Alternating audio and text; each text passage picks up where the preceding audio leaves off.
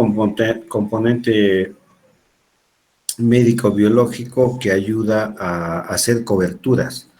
Crea tejido celular subcutáneo. En un tiempo de 20 días prende a la piel y después, o al tejido donde está, puedes ponerlo encima de hueso, encima de placas de osteosíntesis, encima de tendones, sobre cualquier tejido y crea tejido celular subcutáneo. Encima de esto se coloca un injerto de piel y el injerto de piel se lo coloca después de 20 días. A ver, pasa a la siguiente. Estamos preparando la matriz, seguimos con la matriz. Aquí es donde ya le estamos colocando la matriz directamente sobre esto. La matriz, esta la que usamos, tiene dos capas. Una de las capas tiene silicona, como vamos a ver ahorita. Lo que estamos haciendo acá es sacar una matriz completa y quitarle la capa de silicona para que nos haga colchón. A ver, pasa. Acá está, ¿ve? Ya nos está haciendo colchón. Y en la mano, al lado derecho, observan, es la matriz que le estamos colocando. A ver, pasa. Acá ya hemos colocado la matriz, estamos rotando. Como verán, tiene una capa brillante, esa es la silicona que está externamente. Sigue pasando. Ahí ya está colocada la matriz al 100%. Vamos. Otra foto. Igual, ahora viene como... Hay un video. El video... No, ese feo no. He dicho el video, no he dicho el feo. Video.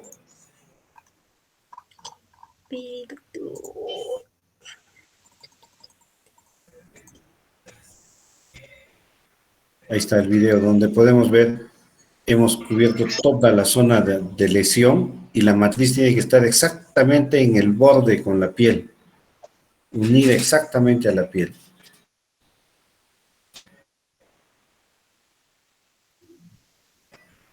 Ahora estas son fotos de hoy día. Observen el color amarillento que tiene la matriz, eso nos está indicando que sí ha prendido o que está en proceso de prender la matriz. Eso es muy bueno, está excelente. En otro ángulo, en la parte superior pueden ver que hay un ligero hematoma, pero hemos intentado drenar esta mañana y no ha salido nada, felizmente. Parece que solamente es cambio de coloración. Sigue, casi todas son de la matriz. Acá ven a la matriz, hay puntos intermedios, hemos tenido que hacer un poco de magia para poder hacer que toda esa capa entre a la superficie, que sea regular sobre la superficie que hemos puesto. Entonces hemos tenido que cortar, reducir, aumentar, pero está bien, la coloración amarillenta es indicativo de que está yendo bien. Sigue, este es otro ángulo, y bueno, esos son los que hemos visto esta mañana. Ya no debe haber más, creo. Ya se han divertido. Por lo menos ya han prestado atención. ¿Qué nos toca hoy día?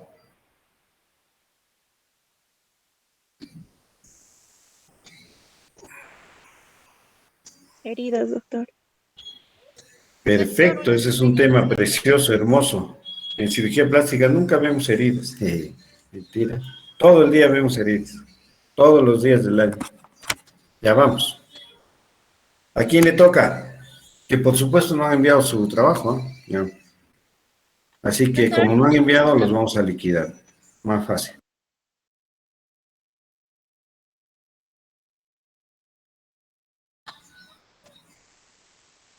Como dicen en el cine, cámaras, acción.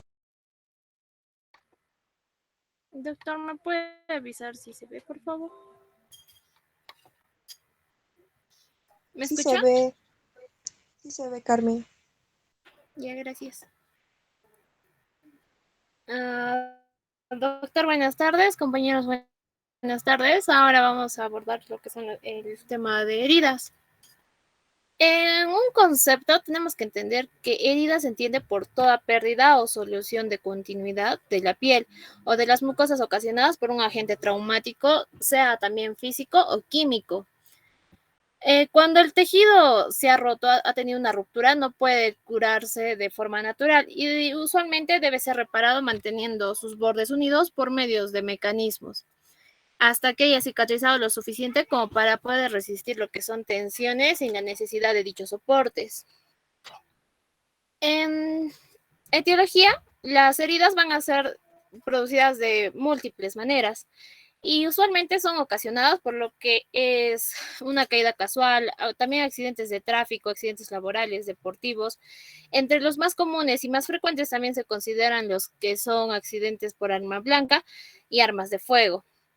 Entre también los más característicos y se considera también de alto riesgo por tener más frecuencia en lo que son las infecciones, se consideran lo que son heridas por mordedura, sea de humano o sea de animales.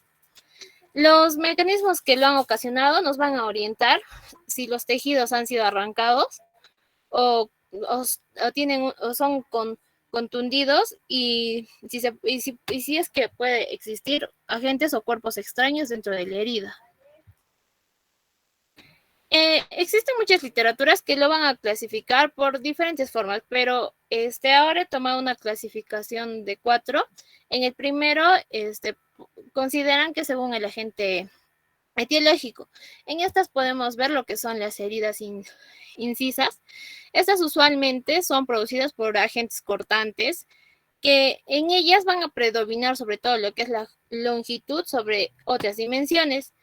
Se caracteriza porque estas heridas van a poseer bordes limpios, como podemos ver en esta imagen.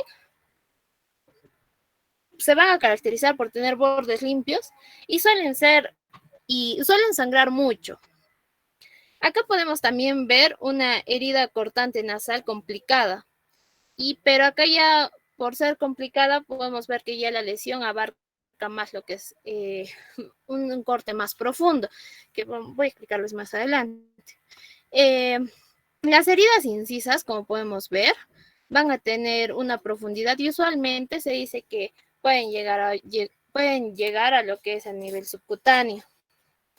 Y entre lo más característico es que van a tener lo que son los bordes limpios. Luego tenemos lo que son las heridas contusas. Usualmente son producidas por objetos de superficie roma, que estos poseen bordes contundidos y aplastados.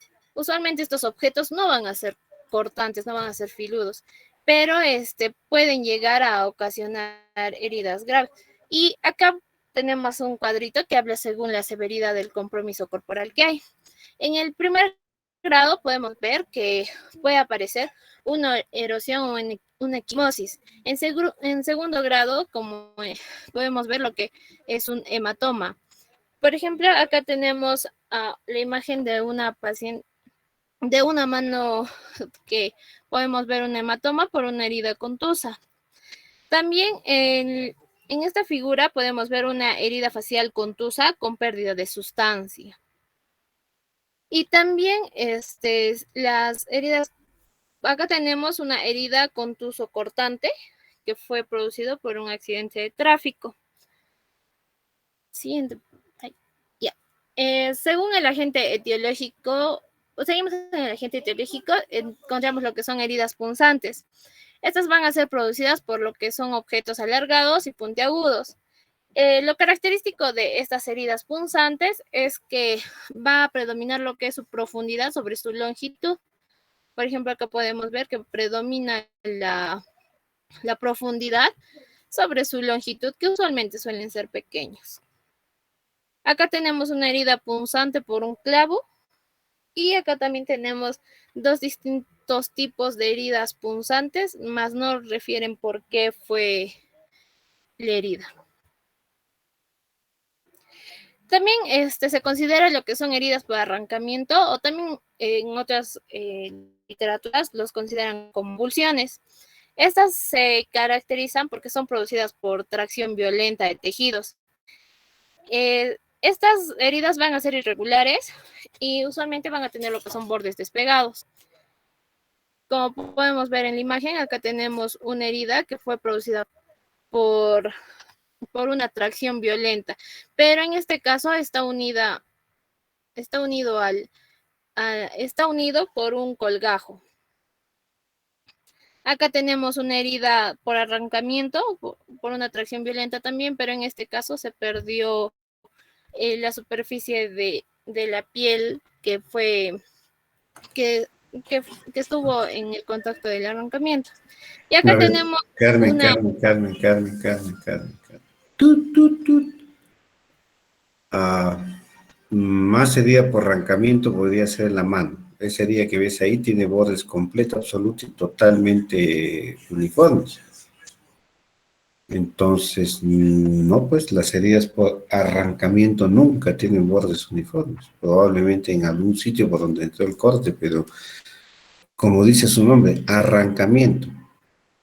Entonces puede ser que de repente, no, ¿ya? Para que no se confunda. Y lo que estás hablando en la mano, que está fijada por un colgajo, no. El colgajo es toda esa piel que está arrugada sobre los dedos, hacia abajo, del quinto dedo, ese es el colgajo, todo eso. ¿Ya? Vamos, sigamos. Ya, doctor, disculpe. Ya, no hay Ya, problema. entonces, como lo que el doctor me aclaró, disculpen, entonces lo que podemos ver, entonces una herida que realmente sería por arrancamiento, sería lo que tendríamos la imagen del pie derecho, donde podemos ver lo que son los bordes irregulares y bordes despegados. Disculpe, doctor, es que eso aparecía en la literatura. Sí, a ver, es que lo que necesitamos es definir. Estamos yendo bien, no es problema. En heridas vamos a encontrar 20.000 clasificaciones, 30.000 situaciones, de todo vamos a encontrar. Pero es bueno ahora que estemos aclarando. Entonces, dice arrancamiento o abulsivas, pues tiene que ser arrancamiento, tiene que haber desgarro, ¿no? Y arrancar. A ver, imagínense, ustedes arranquen un pedazo y jálenlo, entonces nunca va a salir uniforme. ¿Ya? Eso es importante, por favor. Ya. Está bien, En doctor. literaturas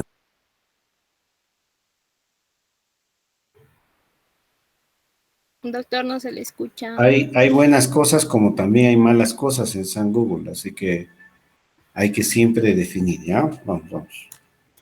Ya, continúa entonces.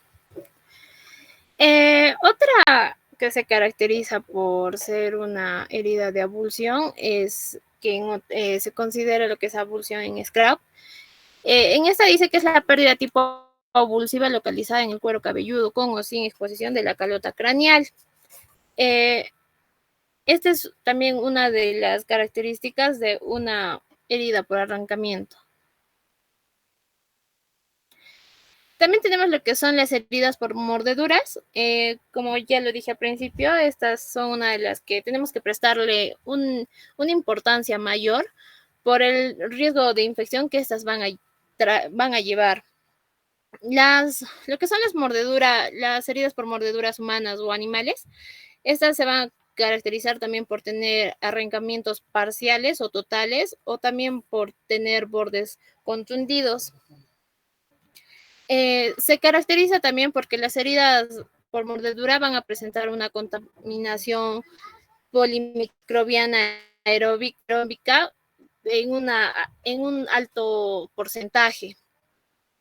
Y lo otro característico de las heridas por mordedura es que estas van a requerir una reconstrucción posterior y también unas reconstrucciones con más frecuencia. Como podemos ver en la imagen, tenemos un paciente de sexo masculino que presenta una mordedura humana en la punta nasal con pérdida de partes blandas. Y también en lo que podemos ver en la imagen derecha, esta es una mordedura por un animal, que también podemos ver y así. Otra de las características son las heridas por armas de fuego. En esta se considera que el orificio de entrada es menor que la de la salida. Y se caracteriza porque estos van a tener bordes irregulares y también pueden tener bordes evertidos. Usualmente las heridas por arma de fuego no son o sea, tienen diferentes formas, tienen diferentes tipos de características y son imprecisos. Y usualmente existe una gran pérdida de tejidos. También podemos ver que, como se ven en las imágenes, podemos ver lo que hay presencia de cuerpos extraños, en este caso lo que son de la pólvora. También podemos ver lesiones asociadas como son las quemaduras que se ven alrededor, en el orificio de la entrada. Y sobre todo estas se consideran y van a aparecer si es que la herida por arma de fuego ha sido a una corta distancia. Otras que se considera también son las heridas abrasivas. Usualmente estos se dan por pérdidas de las capas superficiales de la piel. En estas ya sea la epidermis o la dermis o parte de la epidermis, estas usualmente se dan por fricción. O sea, los comúnmente que llamamos las rasmilladas, eso es lo característico de estas heridas abrasivas. Continuando, también tenemos lo que son las heridas por aplastamiento. Estas pueden aparecer como lesiones superficiales de poca importancia y sobre todo dan lugar a un importante síndrome compartimental. En la imagen podemos ver una herida por aplastamiento en el tercer dedo. Otro que también se considera en el grupo de las heridas, pero que se va a tocar en temas más adelante, son lo que son las quemaduras, porque las quemaduras van a tener su propia clasificación también, tanto a su extensión, a su profundidad, pero también tenemos que saber que son heridas. Entonces acá podemos ver en la figura, este es un antebrazo y la mano izquierda con quemaduras extensas de segundo grado. En esta clasificación, yo consideré que tenemos que también saber cuál es el mecanismo de acción. Y entre el mecanismo de acción consideran sobre todo lo que son tres, lo que es la mordedura humana o de animal, por el agente químico, heridas por agentes químicos y heridas por agentes térmicos. Ahora, entrando a la segunda clasificación, es según su forma. Encontramos las heridas lineales, pueden ser rectas, como podemos ver en la imagen. Pueden también ser curvas y entre las más características están las estrelladas, como podemos ver en la imagen.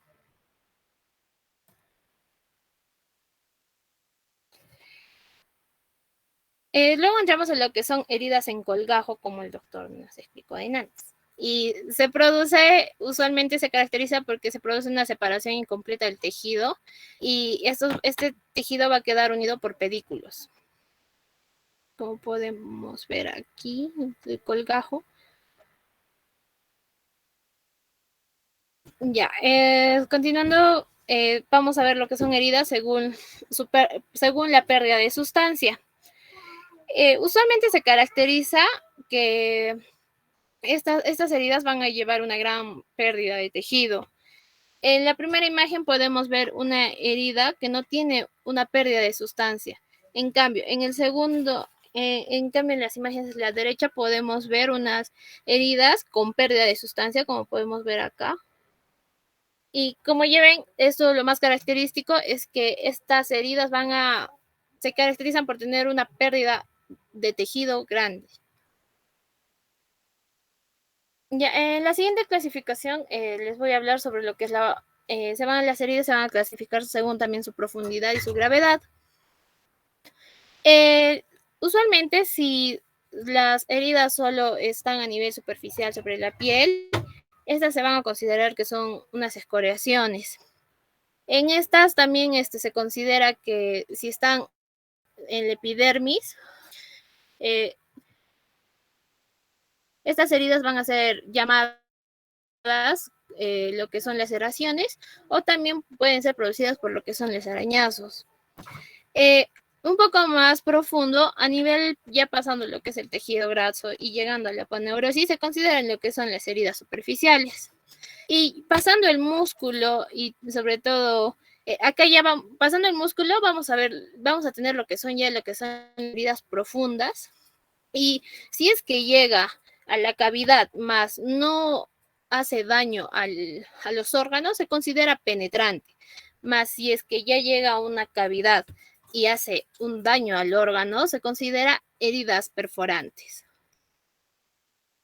Como podemos ver en la imagen de abajo, tenemos una erosión. En estas erosiones se considera que existen pérdidas de sustancia y también se considera que hay desprendimientos de la epidermis.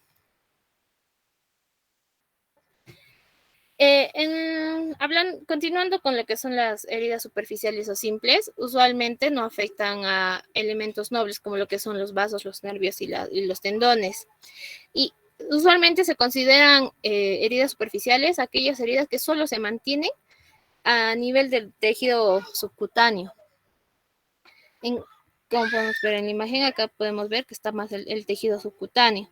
En las heridas profundas, estas también son llamadas heridas complicadas, se consideran las más complejas. Usualmente estas heridas afectan lo que son varios tejidos, pueden afectar lo que es la piel, el músculo y pueden llegar hasta el hueso. Como podemos ver, aquí en la imagen, esta es una herida profunda o complicada. Y acá tenemos una herida profunda que se observa el compromiso de planos profundos de lo que es la mano, el dorso de la mano. Luego también tenemos lo que son las heridas penetrantes y las perforantes. Las dos se van a considerar que son muy graves. Como ya les dije al principio, las heridas penetrantes van a afectar lo que son las cavidades sin lesionar las vísceras u órganos. Y en cambio, las heridas perforantes penetran y lesionan lo que son vísceras u órganos. Acá, por ejemplo, podemos ver una herida penetrante en donde primero debemos de hacer estudios para ver si es que ha habido alguna lesión, pero usualmente en este tipo de lesiones no llegan a dañar lo que son vísceras u órganos. Acá también tenemos lo que son heridas perforantes en el hemitórax izquierdo y esta herida perforante ha sido ocasionada por un objeto punzocortante. También, entre otras de las lesiones que se consideran en heridas profundas, son lo que son las úlceras. Las úlceras es una lesión que va a implicar lo que es la pérdida del epidermis, parte de la dermis, incluso del hipodermis. Estas pueden comenzar siendo heridas superficiales y estas usualmente son de un tiempo más crónico. Con el tiempo se van a hacer más profundas y por eso también se consideran entre las heridas de mayor gravedad. Acá podemos ver una úlcera en un pie diabético, en donde ya hemos llegado a lo que es el nivel del músculo. Acá tenemos una úlcera vascular, donde podemos ver que no ha sido tan profunda, pero en cambio, en la imagen de la derecha, acá tenemos una úlcera de decúbito en un paciente parapléjico, donde podemos ver que ya su profundidad es muy grande, entonces su gravedad de esta herida también. Otra clasificación es según el grado de contaminación. Tenemos lo que son las limpias contaminadas, las contaminadas, que les voy a explicar más adelante. Comenzamos con las limpias. Se consideran heridas limpias a aquellas que son realizadas en un medio controlado. Usualmente se consideran los que están en el quirófano y con materiales estériles. Acá hay una clasificación de heridas según la cantidad de detritos o objetos que encontremos. En la limpia usualmente se consideran que son las heridas no traumáticas, las heridas que no tienen un proceso inflamatorio, heridas que no tienen transgresión a la...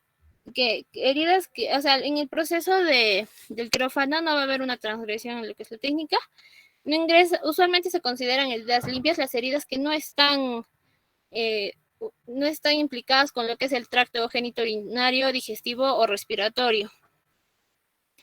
Y en cambio, las heridas limpias contaminadas se dice que son las realizadas en un medio controlado con material estéril, pero que se realizan aberturas del tracto respiratorio, del tracto urinario o de las vías biliares.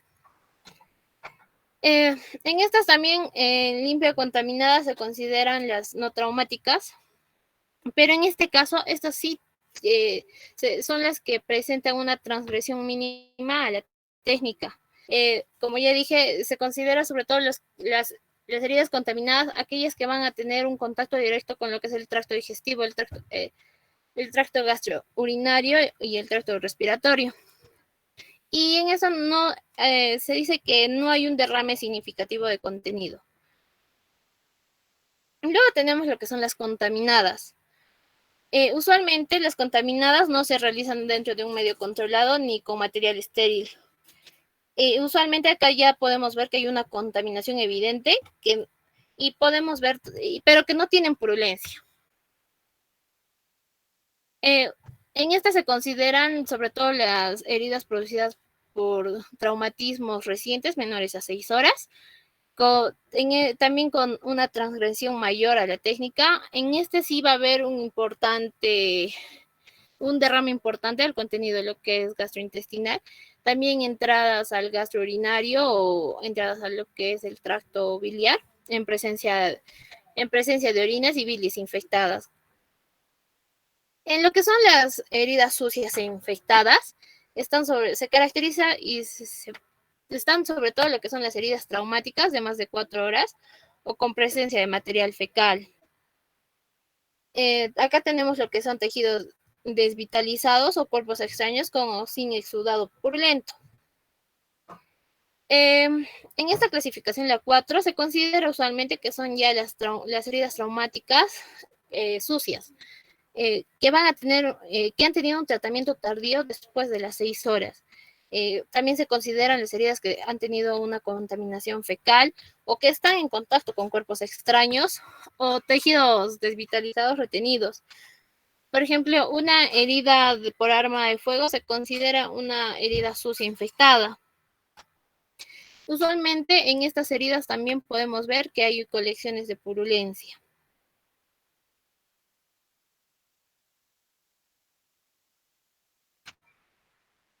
Continuando con la exposición, ya les voy a hablar acerca de principios básicos del manejo de las heridas, acerca de la historia un poquito para saber. Estos principios se basan en tres ítems: lavar, cubrir. Disculpen. Ya. Les decía que nos basamos en 3 puntos, que es lavar, cubrir, inmovilizar, y esto se dio desde tiempos, incluso por instinto, por los animales que, como sabemos, se lamen sus heridas, ¿no? Se limpian y hacen que la herida, o sea, el miembro que está herido, esté inmovilizado, no deja de mover. En cuanto a los hombres primitivos, también se dice que obraban por instinto, ¿no? Con las acciones de lavado o la inmovilización, incluso utilizaron el bálsamo, la miel o incluso la sábila, ¿no? En cuanto al papiro de Ebers, los egipcios son los que mencionan más que todo estos 3 principios de lavar, cubrir, inmovilizar. Mencionan que tenemos que curarlo con un cuchillo y luego quemarlo con fuego para que no sangre demasiado, ¿no? Pero eso va cambiando con la historia. Posteriormente se da al padre de la cirugía, que es Ambroise Paré, que él más que todo se destaca porque utiliza la yema del huevo, la solución de la yema del huevo, la trementina y los aceites de rosas para sustituir el uso del aceite caliente, ya que en tiempos de guerra se utilizaba más el uso del aceite caliente y los hierros para cauterizar esas lesiones, ¿no? Y no sangren demasiado. Eso hacía que los guerreros, disculpen,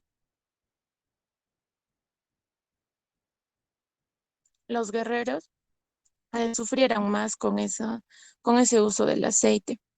porque les quemaba, ¿no? Entonces, él utilizó esa solución de la yema del huevo y la transmitía en los aceites de rosas, disminuyendo así el dolor y teniendo una curación mucho mejor. También destaca el varón de Dominique, que él crea, como vemos en la imagen, ese sistema de ambulancia, que es el primer sistema que se utilizó en las guerras, ¿no? Y ya posteriormente ya se fue creando o se fue mejorando el tratamiento con vendajes de algodón o cáñamo o vendajes basados en ácido carbólico o vendajes con gasa, ¿no? También hay que destacar que George Winters, él desarrolló los apósitos. Estos apósitos son muy importantes ya que eh, estos hacen que la herida esté en un ambiente húmedo, ¿no? Y ese ambiente húmedo hace que sea mucho mejor em, para la cicatrización de la herida. Entonces, esos son unos puntos claves en cuanto a los principios básicos del manejo. Siguiente. En cuanto al diagnóstico, nos vamos a basar en la anamnesis, en las características de las heridas que ya mencionó mi compañera, en buscar si existe hemorragia activa, en revisar si existe daño a nervios, tendones, músculos y huesos, en buscar una posible afección de órganos, en valorar una viabilidad de los tejidos afectados, ¿no? Siguiente. Entonces, en la anamnesis tenemos que buscar o precisar las circunstancias en las cuales se produjo la herida, el objeto causante, el mecanismo y el ambiente. También el tiempo transcurrido, los antecedentes mórbidos, las inmunizaciones, el uso de medicamentos y las alergias. Como ya mencionamos, las características de la herida es importante, ya que vamos a evaluar el pronóstico, vamos a evaluar los riesgos de la infección y tomar medidas adecuadas para esa infección, ¿no? Entonces tenemos que evaluar si hay hemorragia, la localización, la forma, la extensión, la longitud de la herida, los bordes de la herida, si están limpios o contusos, la profundidad, a qué estructuras afectan. En cuanto al grado de suciedad, los cuerpos extraños o el tejido necrótico, el grado de contaminación. También es importante evaluar el estado neurovascular distal a la lesión, ¿no? En los miembros distales con los puntos, con los pulsos distales. En cuanto también tenemos que evaluar la movilidad y el compromiso de la cápsula articular en tendones si es que hay una afección cercana a las articulaciones. Siguiente. Entonces, el tratamiento general se va a basar en favorecer al cierre de la herida con la mejor calidad de cicatriz posible, ¿no? Eso como medida estética más que todo. Entonces nos basamos, después de tener la estabilidad y la condición general del paciente, la anamnesis y las características de la herida, los tipos de la curación de la herida, vamos a basarnos en detener esa hemorragia, posteriormente a la anestesia local por infiltración, a la limpieza de la herida, a la extirpación tisular, a la sutura, a la antibioterapia si es que lo requiere y la profilaxis antitetánica y antirrábica, en los apósitos y entre otros tipos de tratamiento. Siguiente. Entonces tenemos que saber primero los tipos de curación de las heridas. Tenemos por primera intención. Por primera intención es cuando es la sutura primaria, ¿no? Con una mínima pérdida del tejido, habitualmente va a dejar una cicatriz con un buen resultado funcional, fina y estética. En cuanto a la segunda intención, esta es la curación espontánea con un tejido de granulación. Más que todo esto va a rellenar el fondo de la herida y es el tipo de cierre en el cual la herida está contaminada, ¿no? Y tenemos que esperarlo a que tengamos ese tejido de granulación para luego después ya cerrarlo. En cuanto a la tercera intención, es la sutura primaria retardada. Más que todo, se debe porque la herida abierta la dejamos durante las primeras fases de cicatrización, ¿no? Y después continuamos con el cierre quirúrgico para completar esa cicatrización. Habitualmente esta tercera intención es dentro de los 4 a 6 días. Hay que tener en cuenta los factores que afectan a la curación de las heridas. Tenemos locales y sistémicos. En los locales tenemos como importante la irrigación sanguínea, la tensión, el traumatismo tisular, la técnica quirúrgica. En cuanto a los sistémicos, tenemos la malnutrición, la obesidad, corticoides, neoplasias, diabetes mellitus, inmunosupresión y uremia. Siguiente. Posteriormente, como primer punto, tenemos que controlar la hemorragia, que la forma más efectiva, como sabemos, es la presión directa sobre el punto sangrante. Como vemos en las imágenes, eh, existen varios métodos, pero generalmente tenemos que hacer presión con ambas manos en donde está el sangrado, ¿no? Aplicar una forma de presión firme y estable para que evitemos para evitar la menor pérdida de sangre. Posteriormente podemos aplicar el vendaje, presionarlo, ¿no? Y colocar presión, seguir con la presión de forma firme y estable. Y por último, si es que tenemos el torniquete, podríamos usarlo y esto asegurarlo sobre la ropa si es que es posible, ¿no? Y así controlamos el, el primer paso de la hemorragia. Eh, Esto hay que tener en cuenta que siempre con el trozo que vamos a presionar que esté bien esterilizado, ¿no? En cuanto a las extremidades, más que todo, después de esta presión, si es que tuviéramos las pinzas, podríamos clamparlo para mejorar la hemostasia o la ligadura del vaso sangrante también. Esto para una sutura reabsorbible. También podemos utilizar el bisturí eléctrico si es que tenemos disponible para también realizar la hemostasia. Siguiente. En cuanto a la anestesia local por infiltración, tenemos a la mepivacaína, a la bupivacaína y a la lidocaína, ¿no? Que estos son los que tienen menos efectos secundarios. Estos más que todo, van a bloquear la conducción nerviosa en forma reversible. Entonces vamos a tener que la velocidad de la absorción va a ser proporcional a la vascularización. Tenemos la intravenosa, va a ser mayor que la traqueal, mayor que la intercostal y mayor que la caudal y mayor que la epidural y esta mayor que la braquial y la subcutánea. Estas anestesias por infiltración tienen también reacciones sistémicas, ¿no? Más que todo del sistema nervioso y del sistema cardiovascular. Y entre las causas de estas reacciones sistémicas son la sobredosis absoluta o relativa en los niños, ancianos o pacientes que están con el sistema inmune bajo, ¿no? La absorción también rápida del anestésico. Esto cuando hay una concentración alta de la anestesia o por la infiltración. En cuanto a la inyección intravascular, también podría causar estas reacciones sistémicas. Entonces es importante más que todo la bupivacaína y la lidocaína. Estos asociados no deben sobrepasarse la concentración del 2% y combinados con la adrenalina vamos a tener una anestesia y una hemostasia satisfactoria. En cuanto al bloqueo por el sistema nervioso periférico, no vamos a utilizar la adrenalina porque podemos ocasionar una necrosis tisular, ¿no? Solo se recomienda 1 mililitro en cada lado del dedo con las anestesias locales. Siguiente. En cuanto a la limpieza de la herida, más que todo para eliminar, ¿no?, la materia orgánica, los cuerpos extraños y disminuir así los gérmenes. Tenemos dos zonas, el área cutánea perilesional alrededor de la herida, ¿no?, y la herida propiamente dicha. Entonces utilizamos el suero salino o los antisépticos, esto más que todo para los gérmenes anaerobios, ¿no? De forma centrífuga lo limpiamos el área perilesional. En cuanto a la herida propiamente dicha, no utilizamos los antisépticos, ¿no? Como sabemos, va a retrasar la cicatrización de la herida. Entonces, podemos utilizar la solución salina para irrigar esa herida o también podemos utilizar pinzas en caso de cuerpos extraños y así dejar un margen uniforme, ¿no?, limpio.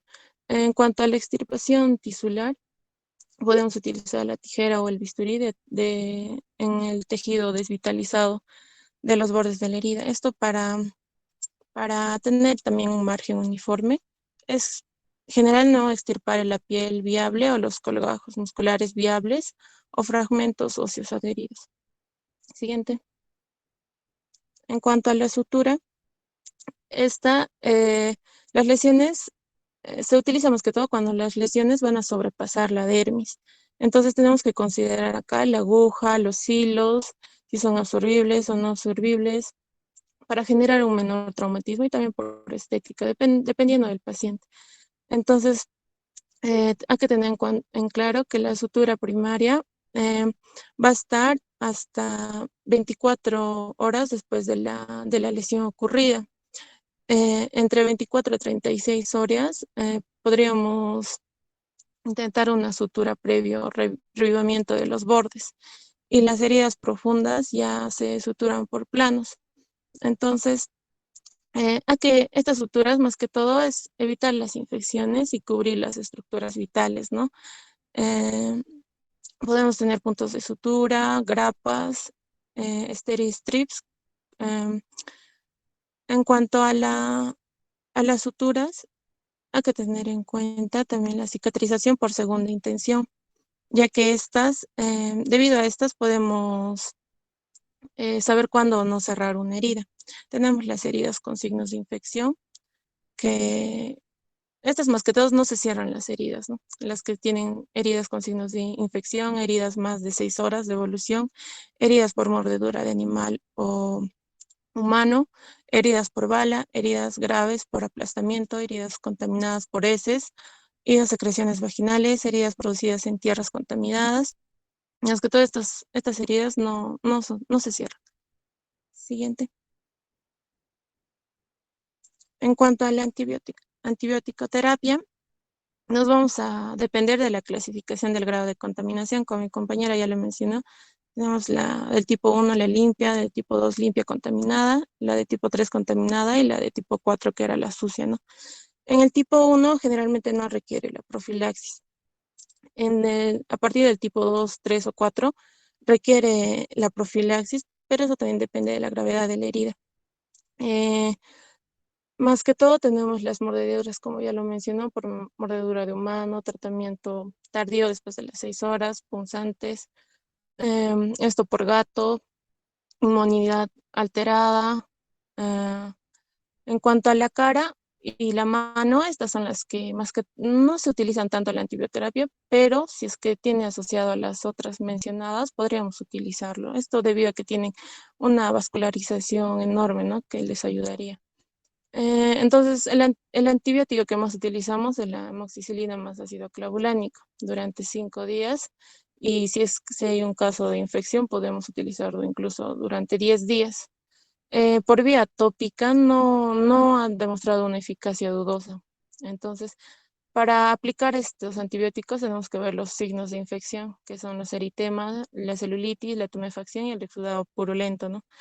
Ya si es que observamos, podríamos aplicarlo. Siguiente. Tenemos los apósitos. Estos, más que todo, nos ayudan a favorecer la cicatrización, solo si la herida no va a estar infectada, ya que si está infectada lo cerramos, podríamos empeorar esa infección, ¿no? Tiene que estar desinfectada. Estos apósitos también funcionan como barrera del epitelio y evita el mayor daño posible, debido a que controla el grado de la hidratación y la tensión del oxígeno en la herida. Entonces, como las características más convenientes de esos apósitos, tenemos que promueve la cicatrización de la herida, tiene una comodidad, controla el dolor, el olor también, es no alergénico y no irritante, tiene una permeabilidad a los gases, es seguro, tiene una remoción no traumática y una rentabilidad buena, se podría decir, y una conveniencia, ¿no? Acá tenemos diversos tipos de apósitos. Estos se pueden clasificar en primarios y secundarios. El primario es cuando directamente lo vamos a poner sobre la herida y va a poder absorber los líquidos y va a evitar que la herida se seque, ¿no? Y la adherencia, podemos utilizar después de esto el apósito secundario, que va a ser para una mayor protección, ¿no? Y la absorción y la compresión. Siguiente. Acá podemos ver la clasificación según la complejidad de los apósitos. Podemos ver que hay pasivos, activos, mixtos. pasivos tenemos las gasas, los apósitos tradicionales y las espumas. En cuanto a los activos, tenemos a las tul o malas de contacto, apósitos transparentes, espumas hidrofílicas o hidrocelulares, los hidrocoloides, el hidrogel, los algilnatos, el apósitos de plata. En cuanto a los mixtos, tenemos a los apósitos con elementos mezclados. Entonces, según estos apósitos, por ejemplo, en un tejido necrótico podríamos usar la gasa tejida o el hidrogel o el transparente. Para una herida, para poder observar, podemos usar la gasa prensada, las espumas pasivas y activas o los alginatos. En cuanto al proteger el tejido de granulación, podemos usar los tools o malas de contacto, el transparente o el hidrocoloide. Y en cuanto a la infección, esto hay que tener mucho cuidado porque tenemos que preguntar si ha usado tópicos o por cuánto tiempo. Y de acuerdo a eso ya podemos usar las gasas para no empeorar la herida, ¿no? Siguiente. Y por último, para ayudar a estos apósitos, tenemos el sistema de cierre ayudado por vacío. El VAC, que más que todo va a cerrar las heridas por una presión negativa. Se recomienda que esta presión sea entre 125, puede llegar hasta 175, pero se recomienda que sea 125. Esto más que todo es eficaz para las heridas abiertas crónicas, por ejemplo, las úlceras diabéticas y úlceras por presión en las etapas 3 o 4. Se aplica, como vemos, un apósito de esponja especial por encima de la herida y posteriormente eh, o sobre el colgajo del injerto, ¿no? Y eso va a eliminar los exudados de la herida. Siguiente. También hay que tener en cuenta la profilaxis antitetánica. Esto para el Clostridium tetanino. Eh, Como sabemos, nosotros vamos a generar los anticuerpos a partir de la tercera semana y vamos a desarrollar una inmunidad durante los 10 años posterior a esta profilaxis antitetánica. Más que todo es para prevenir riesgos en heridas de alto riesgo. Ya mencionamos heridas mayores a 6 horas de evolución, anfractuosas, con profundidades mayores a 1 centímetro, con tejido no viable y contaminadas por armas de fuego, quemaduras o congelantes o astas de toro. Entonces, más que todos, puede tener de 3 o dosis de vacunación.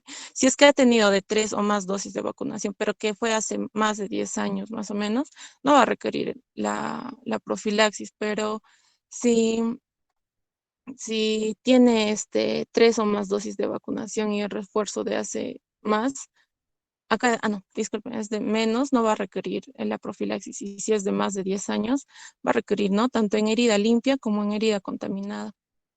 Siguiente. La profilaxis antirrábica también es muy importante, ¿no? Para evitar posibles complicaciones como la encefalomielitis aguda. Entonces, preexposición, tenemos que vacunar al personal médico, ¿no? A los veterinarios, a los cuidadores de los animales, etcétera. Y el esquema es de los días de 0 a 7 y 28. Y el primer refuerzo es al primer año y la revacunación es de cada 3 años. Post-exposición, en pacientes que han sido mordidos por un ataque no provocado y que los síntomas estén dentro de los 10 días. También si ha sido mordido por un animal que posteriormente ha fallecido, ¿no? O que sea silvestre carnívoro, o que sea una mordida o rasguñada por murciélagos. Siguiente. Entonces, el retiro de los puntos va a ser en un periodo de 5 a 15 días posteriores a la sutura.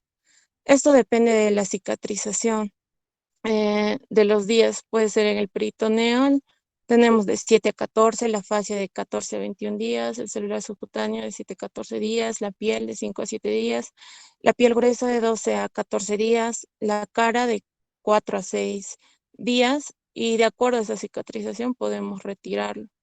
Esto hay que tener en cuenta que la cara es un poquito más sensible y y por eso hay que retirarlo en esos días para que no tenga cicatriz, ¿no?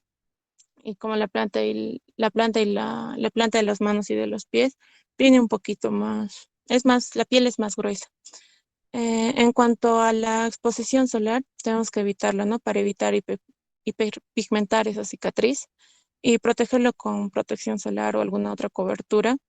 Esto durante los 8 meses, los primeros 8 meses y al año.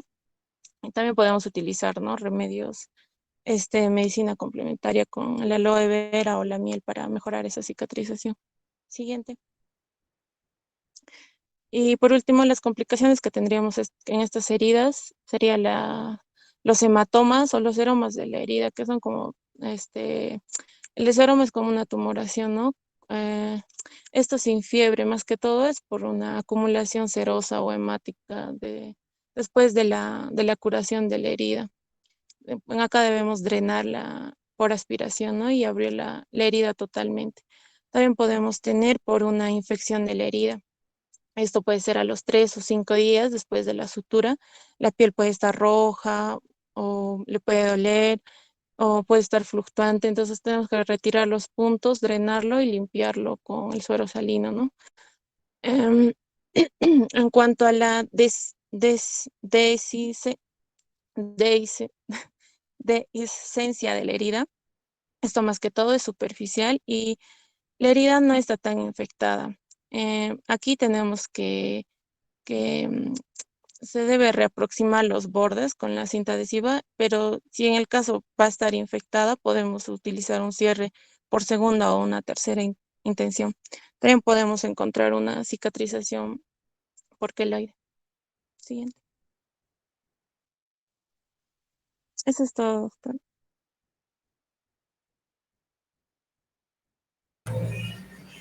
Muy Doctor, un bien. momentito, voy a presentar las imágenes que usted nos envió.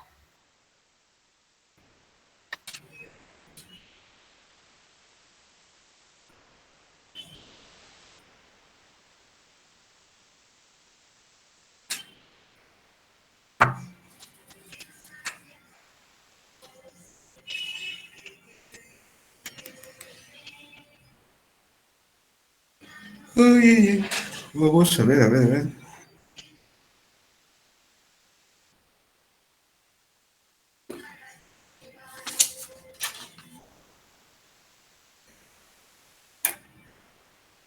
Ya, a ver.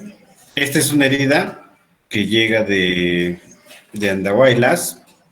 Esa es una herida por atricción, abulsión. Pasa, por favor. Una vez que hemos retirado los puntos, ven en el dorso del pie, hemos retirado, observen dónde está el primer dedo de la mano derecha, cómo esos bordes no tienen ninguna regularidad. Entonces, esos bordes se han tenido un arrancamiento. Y a diferencia del borde que está en la parte de donde está el hilo, por el dorso, hacia adelante, hacia ahí, por ahí, por ahí. Exactamente, eso es más uniforme. Ya sea que sea más uniforme porque lo han unido, porque lo han acomodado, lo han arreglado o lo que fuere, pero igual, o sea, tiene un borde mucho más definido. En cambio, el otro no, observen que no. Sigue, por favor. Así es como llegó. Exactamente así. Observen, miren cómo llega la paciente y se dan cuenta, aparentemente no tiene esa característica de herida. ¿Sí la ven? Pero una vez que le hemos abierto, regresa por favor la diapositiva. Ahí tienen, observen, miren cómo queda. Ahí donde está el cursor hacia la izquierda, un poquito más abajo, ahí un poquito más abajo. Hacia la izquierda, un poquitín. No, izquierda, no abajo. Arriba, arriba, arriba, arriba, arriba, arriba, arriba. Sigue, no. Ahí hay, no. A ver. Exactamente ahí hay una zona de blanco nacarada, media rectangular. No, no, más abajo. En el centro, casi por el centro. Ahí, exacto. ¿Qué es eso? Tienen el chat si quieren contestar o directo. ¿Qué es? Chispas. La Hueso, licencia ha doctor. expirado.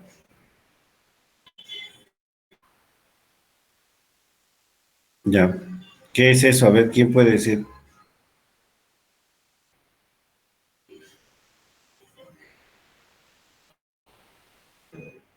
Ya. Ahí, a manera de irte hacia el talón, es exactamente, Lucas, es hueso. Ahí, a manera de irte hacia el talón, casi en la misma recta, hacia la derecha, abajo, abajo, abajo. No, ahí, ahí, ahí, ahí, arriba, arriba, arriba, arriba, arriba, arriba, arriba, arriba, ahí. Exacto. ¿Eso qué es? Eso es hueso también. Ahora, donde está el primer dedo de la mano derecha de la foto, ahí abajo, exacto, abajo, abajo, abajo, abajo, abajo, abajo. Sigue abajo, más recto, recto, ahí, arriba. ¿Eso qué es? ¿Eso blanco qué es? Eso. Tendón. ¿Qué es? Tendón. Es el tendón de Aquiles, exactamente.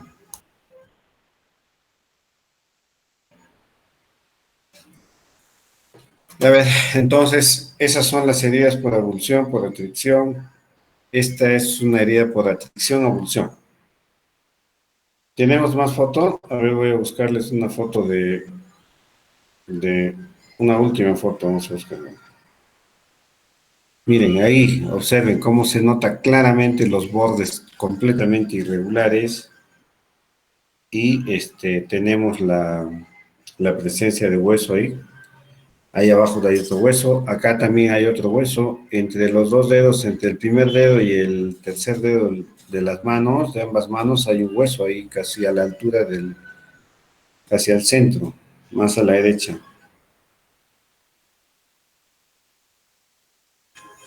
Más a la derecha, exactamente, no derecha, derecha, ahí, ahí, derecha, ahí, arriba, arriba, arriba, arriba, arriba, arriba, arriba, ahí, ese es hueso también, eso abajo, abajo, abajo, abajo, abajo, abajo, abajo, abajo, eso blanquito es hueso, eso es hueso, exactamente. A ver, estoy buscando acá la foto, la última foto que le he tomado, esto ha sido hace poco tiempo, ¿no? Y se la voy a enviar a la compañera para que la presente. Es una paciente, como les digo, que viene de Andahuaylas, así que es un poco difícil su manejo, el control, pero pese a eso, está muy bien. Hemos tomado chispas. Un segundo, por favor. Acá está, no, no sé. Mi celular tiene 800.000 fotografías, es increíble. Denme un minuto, muchachos, pero ahí aprovechen, vean eso. Esa es una herida, así como les decía, terrible de las terribles. Ajá. Ya estoy enviándole a vuestra compañera la fotografía de cómo está ahorita.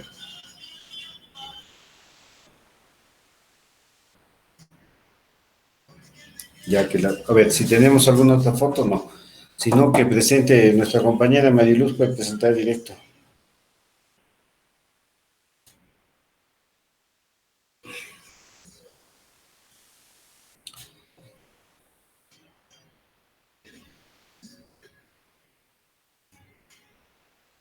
Porque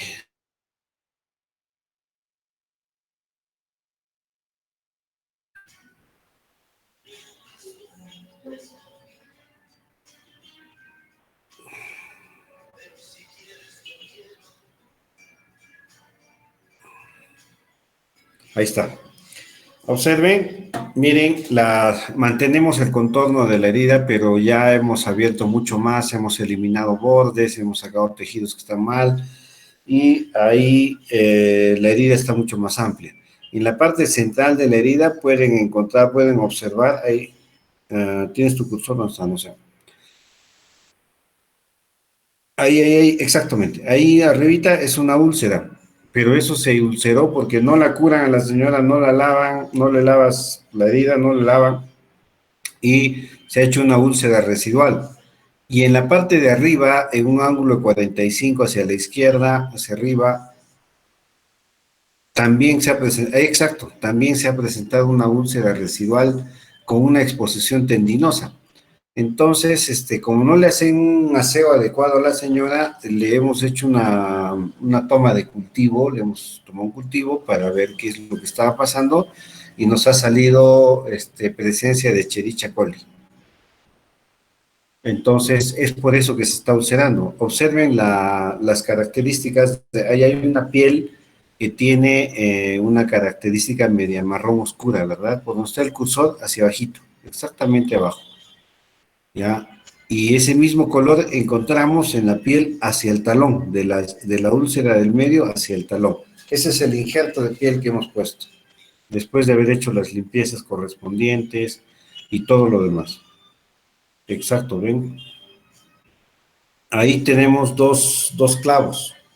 ¿Qué clavos son esos? Están haciendo traumatología ustedes. ¿Qué clavos son?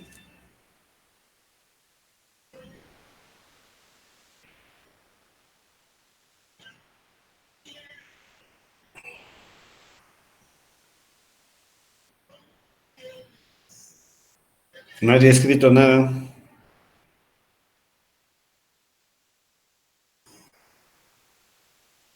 Nadie escribió nada. Miércoles, bravo.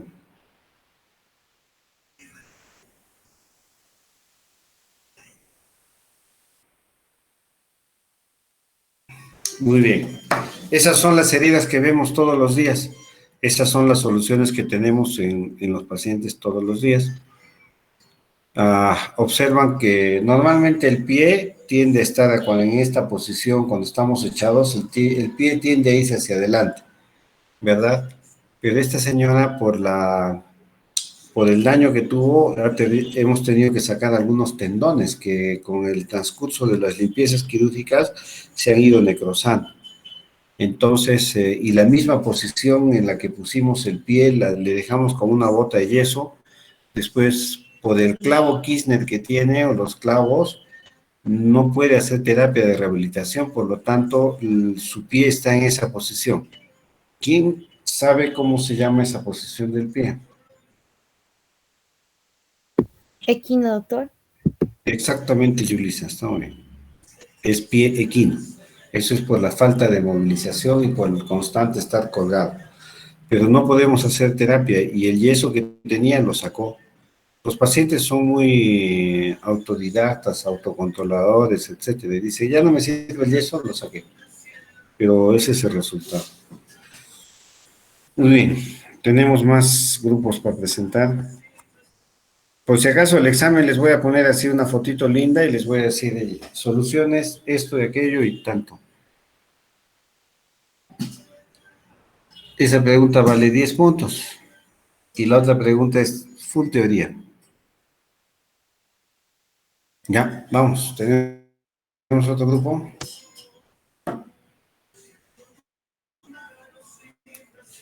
O prefieren, a ver ya, como no me contestan acá, vamos a preguntarle a nuestros compañeros que han hecho las... Decía, cuando presentaron las diapositivas inicialmente, dice que todas las heridas siempre deben ser cerradas. Sí, no. A ver. Me pondré la carita para que veamos algo. Vamos, al chat. Quien conteste, puntos. El que no, sin puntos. A ver, acá tengo un papelito. Nadie contesta. Todas las heridas deben ser cerradas en forma artificial, dice. Entonces, usando material. Ya. No todas las heridas se cierran. ¿Por qué no, Mariluz? ¿Por qué no, Lucas? ¿Por qué no, Juan Diego? A ver, Juan Diego. En caso de fractura que se puede perforar, Excelente, Juan Diego. Te estamos escuchando claro y fuerte. en ese caso de herida, doctor, cuando hay fracturas expuestas de la piel, ¿Escucha a Juan Diego o soy yo nomás? No, nadie te escucha, Juan Diego. Mira que Alexander está al lado tuyo, porque en la colocación del chat está junto a ti. doctor, ¿se me escucha acá? Ya te escuchamos. No toda herida se debe cerrar, porque en caso de fracturas expuestas cuando hay lesión de piel, en ese tipo de casos, en ese tipo de heridas no se debe cerrar, ¿no? Porque se puede al momento de la sutura se puede dejar material, ¿no? Material que puede contaminar más adelante. En ese tipo de casos no se cierran las heridas cuando son fracturas expuestas con lesión de piel. Pero si tienes una herida, como vimos en la paciente anterior, y tienes una piel que está así, ¿qué haces? ¿La dejas abierta la piel o la pones encima? ¿Qué haces? No lo cierras. En ese caso se podría hacer suturas de aproximación, doctor, Pero si ahí abajo estás para viendo no los dejar tan huesos que te he infeccionado. mostrado, son fracturas.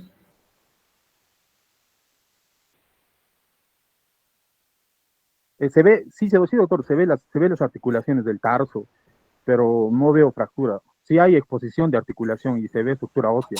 Y como se ha visto en la foto, también hay lesión de lo que es el tendón del músculo peroneo largo, si no me equivoco. Pero no veo fractura al menos yo. Bueno, con los clavos endomedulares de Martin Kirchner que se les pone, yo supongo que ha habido una luxación, algo a nivel de esa articulación, ¿no? Claro, pero ahí les mostré que había una exposición. A ver, si pensamos que este es el pie, acá, ya este. Por acá, ¿no es cierto? Una exposición. Aquí había otro hueso que estaba en exposición. Acá arriba otro hueso que había en exposición. Todas esas eran fracturas. Sí, doctor, los huesos que se observan en la foto, bueno, a mí me parece que es el escafoide y el astrágalo, ¿no? Pero no, si hay lesión de partes blandas. No sé, sí hubo fractura. Hemos tenido que sacar ese hueso de la parte de abajo porque ya estaba saliendo, estaba incomodando. Hemos tenido que estabilizar los huesos donde hemos puesto los clavos. Y la zona donde está el hueso, el metatarsiano, ahí le hemos puesto matriz dérmica. O sea, no se han podido cubrir directamente y los que no se pudieron los tuvimos que sacar. No había otra cosa. El paciente ya tenía aproximadamente más de una semana con esa lesión y tenía riesgo de infección, después hasta riesgo vascular. Y ese riesgo vascular podía haber ocasionado pérdida del pie. Ya, pero en el caso es, ya. En cierta forma, sí, no todas las heridas se deben cerrar. Las heridas traumatológicas, en el caso cuando hay fracturas expuestas, deben ser lavadas correcta y completamente. Ahí sí los traumatólogos usan las 11 aguas, ¿no? Y lavan, y lavan, y lavan, y lavan, y lavan. Porque debe ser así. Y la razón es de que si queda algún detrito, alguna cosita que está sucia ahí, basta eso para que se malogre todo el trabajo del traumatólogo. Esta paciente inicialmente no fue a traumatología, llegó directamente a cirugía plástica y nosotros nos encargamos de hacer la fijación y todo lo demás, ¿no? Es parte de la cirugía reconstructiva esas fijaciones. Si ya hubiéramos entrado con situaciones de placas y demás, podríamos ponerlas, pero no sería correcto. Nosotros actuamos de inicio para hacer la fijación porque teníamos mucha inestabilidad, había mucho dolor. Entonces, después de eso, igual hicimos la consulta con traumatología, quienes dijeron que felizmente estaba bien hecho, así que no hubo más necesidad de hacerlo. Otra de las razones para no cerrar una herida es que no solo pensemos de que la herida esté infectada, no solo pensemos de que la herida tiene ya algunos días, sino pensemos el tipo de herida que tenemos, y no hemos hablado de las heridas que son así, a bisel, en las que un borde es así y el otro es así. Es una tapita muy delgada y el otro está con una parte muy gruesa. Entonces, esas heridas a bisel, generalmente el borde biselado, ese borde se va a necrosar. Por lo tanto, es necesario eliminar o si no esperar entre 24 a 48 horas. Y a eso iba la pregunta, la siguiente pregunta. Dice acá, todas las heridas deben cerrarse en un lapso menor a 6 horas de evolución. ¿Por qué?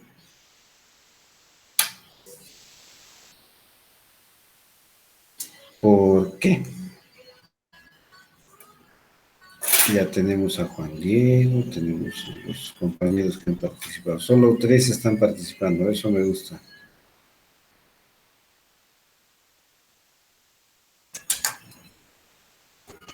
¿Por qué no cerraríamos una herida 48 horas, 24 horas?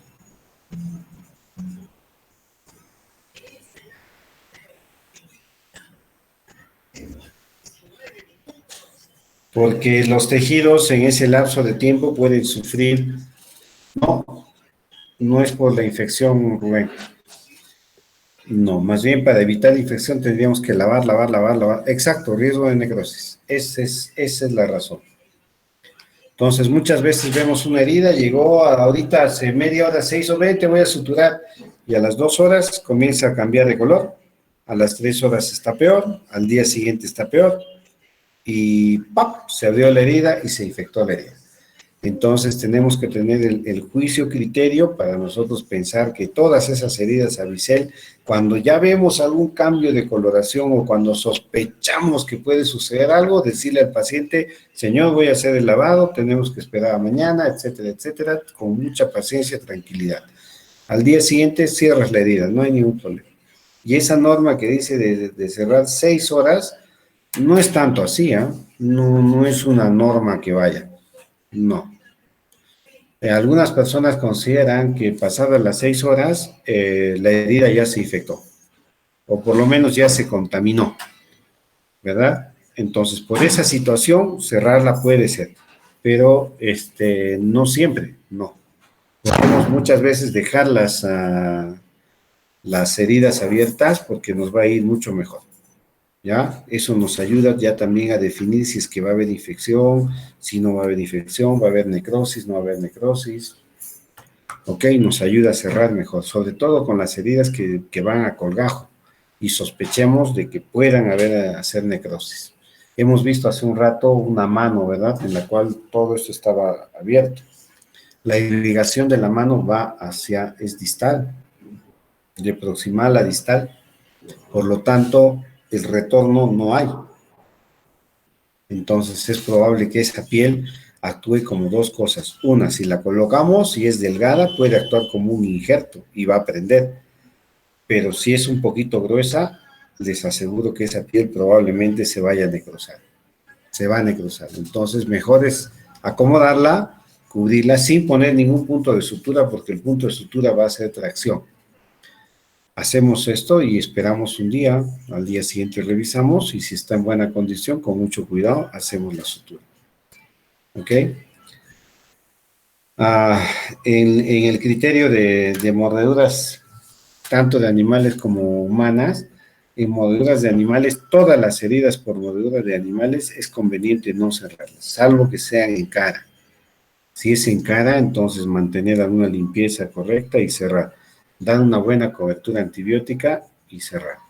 Pero si pueden esperar al día siguiente, etcétera, es mejor esperar. Es mejor, ¿sí? Porque si no, las tienen alta tasa de infección. Bastante infección. Y la cicatrización no es buena, no es correcta. No va bien como uno pensara que nos va a ir, ¿no? Dejamos una maravilla y mañana va a estar mal. Por lo tanto, siempre en ese tipo de mordeduras hay que hacer. ¿Ya? ¿Y qué exámenes hay que pedirle al paciente?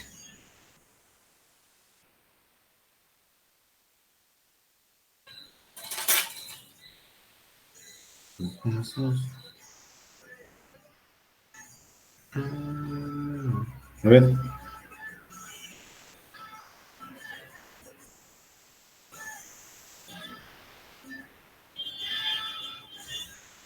Ya ven.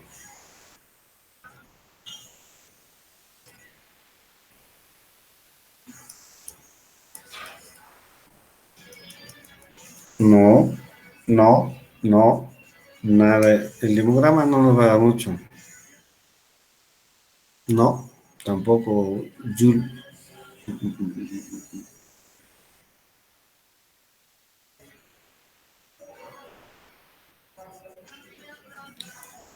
Estamos pidiendo qué exámenes les vamos a pedir, no qué le estamos solicitando que nos digan. Nosotros vamos a decirle, señor, tiene que hacerse estos exámenes. No decirle, ¿usted tiene estas cosas? No. ¿Tenemos otro grupo de exposición? Sí, doctor, sí se tiene. Sí, doctor. Heridas, Ya, continúa. bueno, vamos a ser muy breves, ya yo lo voy a decir. Lo que tenemos que pedirle al paciente no el tiempo de ovulación de sangría, sino hay que pedir exámenes para hepatitis y hay que pedir HIV. Lo mínimo que se le puede pedir, ¿ok? Bien, Yulisa, es lo mínimo que le podemos pedir. Es necesario porque este paciente tiene que tener un basal, no vaya a ser que a través de una mordedura se vaya a contagiar, ¿verdad? Entonces, a veces situaciones legales nos van a decir, ¿y usted por qué no le pidió? Hay chicha morada. Entonces, con que si le dejes la constancia de que lo ha solicitado, si el paciente lo hace o no lo hace, ya es responsabilidad de él, pero nosotros debemos sí poner. 2 puntos más. Habíamos hablado de lidocaína para hacer como anestésico, ¿verdad? Hay un anestésico tópico, ¿quién sabe cuál es?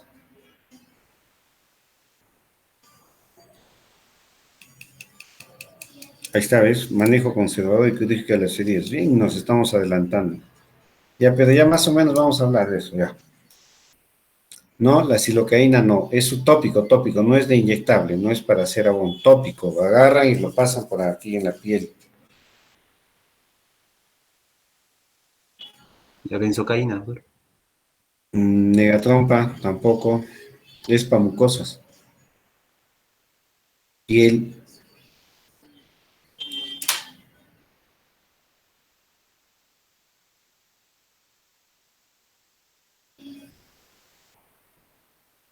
Cadáveres. ¿Quieren que les deje tarea o no? Ese gel que le ponen a los pacientes, eso no funciona en piel, por si acaso. Ya, tienen tarea. Ya, arranca con manejo conservado y quirúrgico de las heridas. Vamos. Ok, doctor, buenas tardes, compañeros. Hoy vamos a exponer sobre manejo conservador y quirúrgico de heridas. Siguiente, por favor. Como punto inicial, el manejo conservador de heridas, se va primeramente para la preparación de la leche de herida, va a haber 4 componentes para la preparación del lecho, que van a abordar las diferentes alteraciones fisiopatológicas subyacentes a las heridas, ¿no? Estos componentes van a formar un marco que ofrece a los médicos un enfoque integral para el tratamiento de estas. Y se ha creado, bueno, hay un acrónimo, TIME, que bueno, nos va a facilitar eso, ¿no? Entonces, la primera, que es Tissue Management, que es el acondicionamiento de los tejidos, es cuando, bueno, se debe retirar el tejido no vascularizado, ya que va a impedir el proceso de curación, ¿no? El tejido necrotizado, por lo que la desbridación va a proporcionar un ambiente que estimula la acumulación de tejido sano y así una curación más pronta, ¿no? Como segundo punto vamos a tener la Inflammation and Infection Control, el control de la inflamación y de la infección, ya que las heridas a menudo van a ser colonizadas con organismos bacterianos o fúngicos, ¿no? Y en parte de estas heridas ya que las heridas usualmente van a permanecer abiertas durante periodos prolongados, pero también se va a relacionar con otros factores, ¿no? Como la mala circulación de la sangre, la hipoxia y las enfermedades subyacentes. Entonces va a ser importante saber que, bueno, la herida va a tener una carga bacteriana, ¿no? Y que esto va a afectar a la cicatrización, por lo que es importante mantener libre a la herida de contaminación bacteriana, ¿no? El moisture balance, que va a ser el equilibrio de la humedad, se ha comprobado que el mantener húmedas a las heridas va a acelerar el proceso de epitelización y esto va a llevar, ¿no? Al desarrollo de una amplia gama de apósitos que se va a exponer más adelante y que van a conservar esta humedad y van a promover la curación de heridas, ¿no?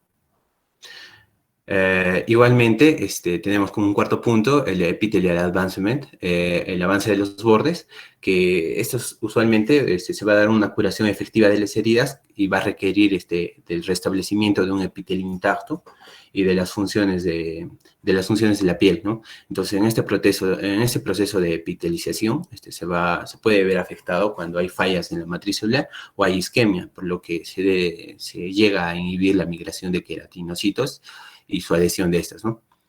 Entonces, el empaquetamiento de heridas se considera un tratamiento estándar básico.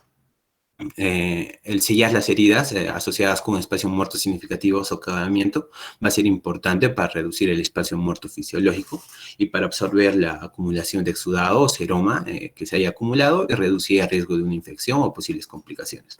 Siguiente, por favor.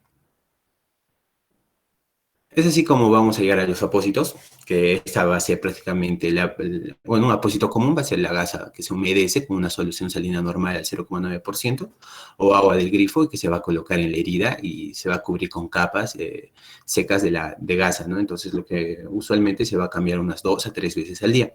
Entonces, ¿cuál va a ser el fin de los apósitos, no? Ese debe mantener un ambiente húmedo fisiológico que favorezca la granulación de la herida. También tiene que crear una barrera que aísle la herida y la proteja de contaminación, mantener un ambiente térmico fisiológico, permitir el intercambio gaseoso igualmente, también permitir una adecuada circulación sanguínea, facilitar la eliminación del exudado y ser capaz de absorberlo, que sea adaptable, flexible y de fácil manipulación y también de un bajo costo, ¿no? Y que se muestre libre de tóxicos, igualmente que tenga un adhesivo que no lesione la piel circundante y que permita su retiro fácil, ¿no? Y sin provocar algún dolor o traumatismo. Y bueno, y también que permita valorar la evolución de la lesión sin retirarlo, ¿no? Y que, bueno, no libere tampoco ningún mal olor, ni que manche la piel ni la herida, ¿no? Entonces, a medida que la gasa humedecida se seca, se adhiere a los tejidos de la superficie que luego se retiran cuando se cambia el apósito, ¿no? Entonces, los cambios de apósito deben ser lo suficientemente frecuentes para que la gasa no se seque por completo, lo que puede ser de 2 a 3 veces por día, ¿no? Entonces, una desventaja de estos apósitos es que también puede eliminar el tejido de granulación en desarrollo, ¿no? Lo que va a resultar en una nueva lesión. Entonces estos apósitos se interrumpen cuando se ha eliminado todo el tejido necrótico y se produce la granulación. Es importante por eso observar, ¿no? Con cada cambio que se da en los apósitos. Siguiente.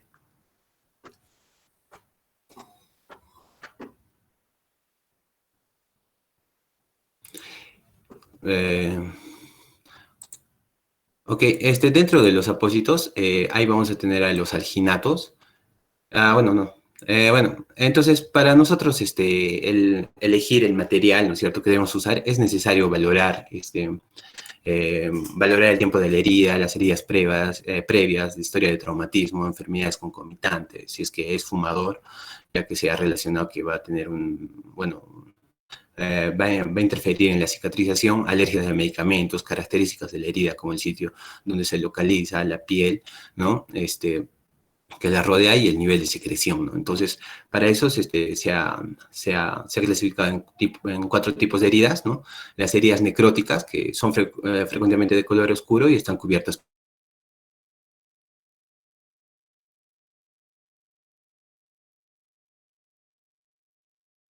amarillo grisácea, que está compuesta de fibrina, leucocitos y proteínas, y para preparar el lecho de la herida se puede utilizar apósitos o la desbridación quirúrgica, ¿no? Que más adelante se va a ver.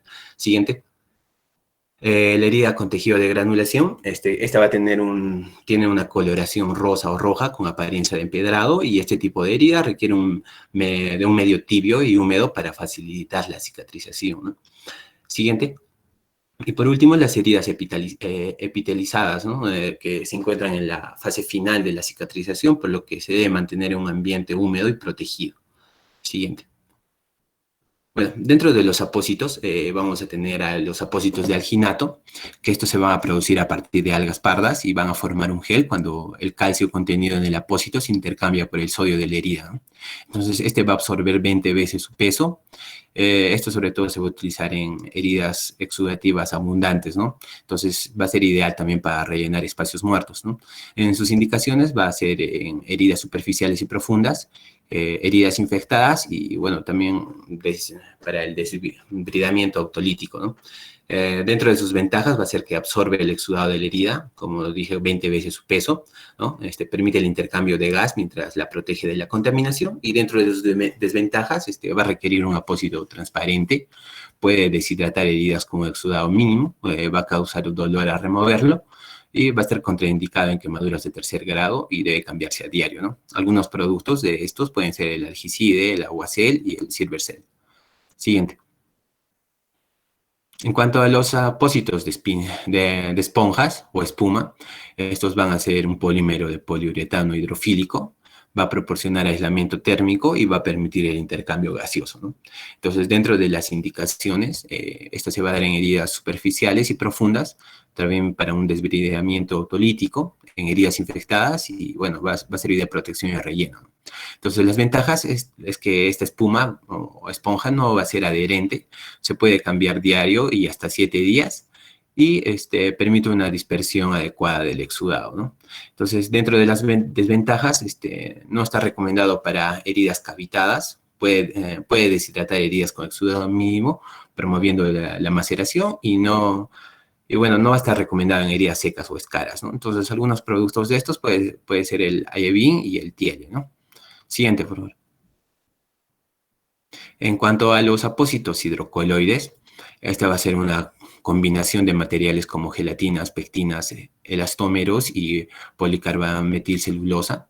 Estos van a ser altamente oclusivos, de una superficie adherente, impermeable a las bacterias, de una absorción de humedad lenta y, bueno, va a haber en varios tamaños y formas, ¿no?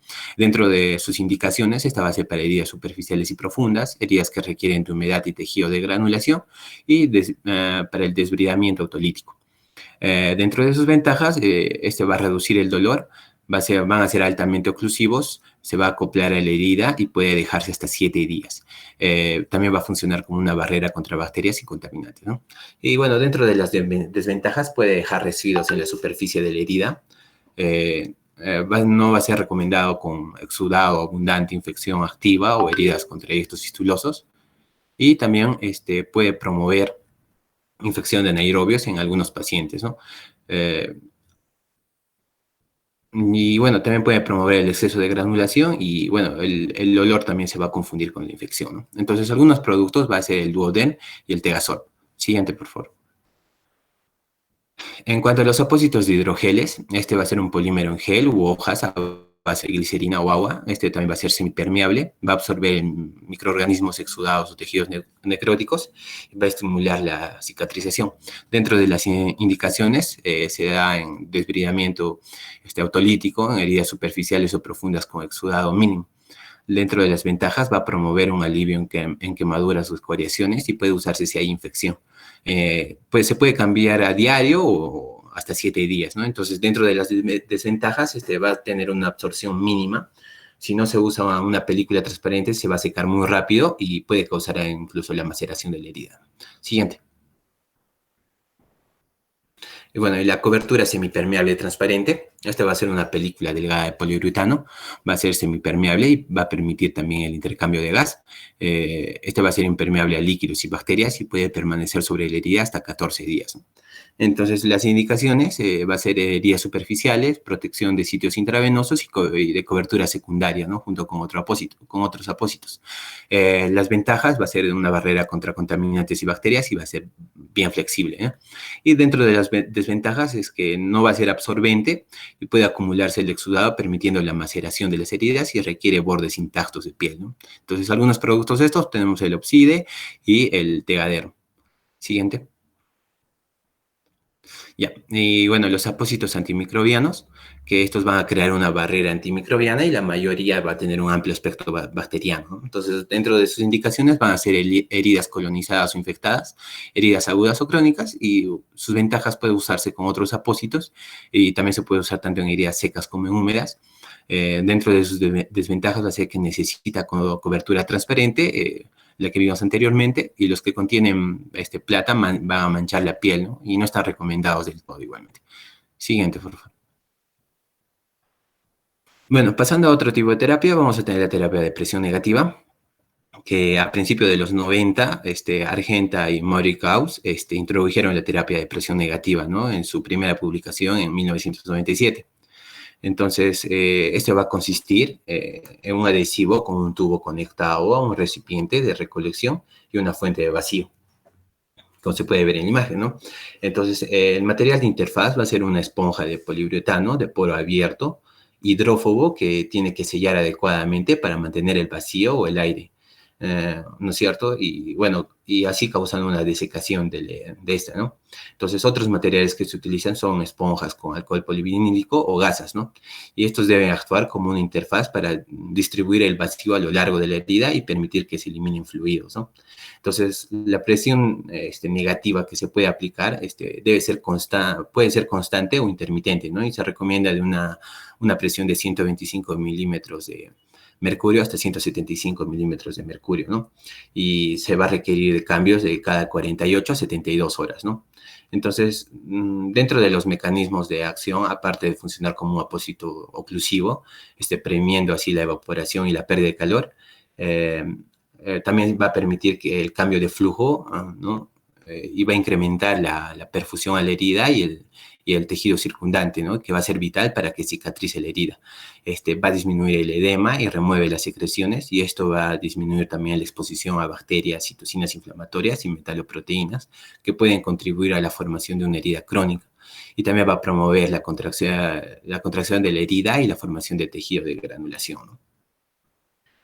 Igual ahí se puede ver en la imagen, ¿no? Incluso los pasos, lo cual primeramente se tiene que dar una limpieza de la herida, cortar y colocar el apósito, colocar la lámina adhesiva, recortar el orificio de la lámina, colocar la almohadilla y activar la terapia, ¿no? En este caso, el aparato PAC, que se llama, ¿no? Siguiente, por favor. Ya, en cuanto a otros manejos, bueno, ¿no? Vamos a tener a la miel, que esto ya se da desde la antigüedad, ¿no? Entonces, la miel va a ser una solución viscosa con alta osmolaridad, saturada de carbohidratos, derivada del néctar de diversas flores, y se ha usado desde tiempos antiguos, ¿no? Como remedio para la curación de heridas. Entonces, la miel va a tener varios mecanismos de acción, ¿no? Va a tener un mecanismo de acción antibacterial, ya que por ser una solución de alta osmolaridad, va a inhibir el crecimiento de bacterias y las va a bloquear, ¿no? A las moléculas de agua, y así las va a deshidratar, ¿no? Prácticamente. Y contiene también peróxido de hidrógeno, que se genera por la acción de ciertas enzimas que las abejas añaden a la miel, así siendo un potente bactericida también, ¿no? Algunas flores también van a contener flavonoides y ácidos aromáticos que complementan la acción antibacterial de la miel. Igualmente, la acción desodorante es probablemente porque la miel es una fuente rica en glucosa, ¿no? Entonces, las bacterias van a utilizar esta glucosa, y lo que va a resultar va a ser la producción de ácido láctico, ¿no? En lugar de compuestos malolientes. También es que tiene una acción antiinflamatoria, ya que contiene antioxidantes, y se ha demostrado que la actividad antioxidante disminuye la inflamación. También va a promover la granulación y la epitelización, ya que estimula la angiogénesis y los fibroblastos por la acción del peróxido de hidrógeno, y que estos van a activar a las proteasas al mismo tiempo que la acidez de la miel, que va entre un 3 a 4, va a promover la cicatrización al aumentar la oxigenación, ¿no? Siguiente.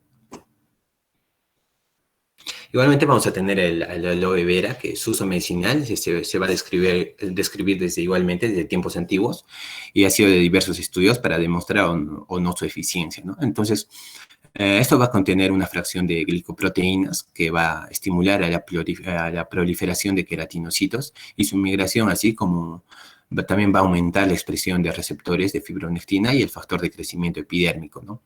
En un estudio también se descubrió que la aloe vera va a tener el beta-cistosterol, que va a provocar una invasión mejorada de colágeno tipo 1 en las células endoteliales, y esto va a mejorar la angiogénesis. También se encontró una enzima, la Lils oxidasa, que va a aumentar los niveles de colágeno en la herida. Y en otro estudio también experimental se comparó el aloe vera con la sulfadiazina y con el ácido salicílico para la curación de quemaduras, ¿no? Sobre todo de primer y segundo grado, y que se encontró que los tratados con aloe vera sanaban aproximadamente en 30 días en comparación de 50 días con los que se trataba con sulfadiazina, ¿no? Siguiente. Bueno, dentro del manejo tópico van a existir varias terapias, ¿no?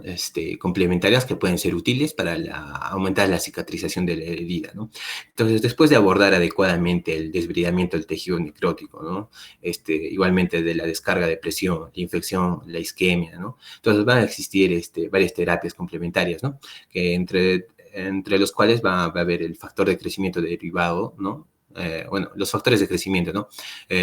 Vamos a tener los factores de crecimiento derivada de plaquetas, sobre todo la becaplermina, que va a ser una preparación en gel de los factores de crecimiento derivada de plaquetas que promueve la proliferación celular y la angiogénesis, ¿no? Y por lo tanto va a mejorar la cicatrización de heridas para el tratamiento de úlceras del pie diabético y es el único agente farmacológico aprobado para el tratamiento de heridas crónicas en Estados Unidos, ¿no? Entonces va a ser el único aprobado, hasta ahora, ¿no? Dentro del manejo tópico en cuanto a los factores de crecimiento, ¿no?